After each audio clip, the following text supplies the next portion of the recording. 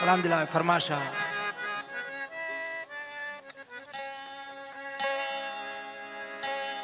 भी बरक उमरानी जी फरमाश ऐं शहीद उमरानी जी फरमाश शौकत बुरड़े जी फरमाश मोहम्मद यूसुफ बुरड़े जी फरमाश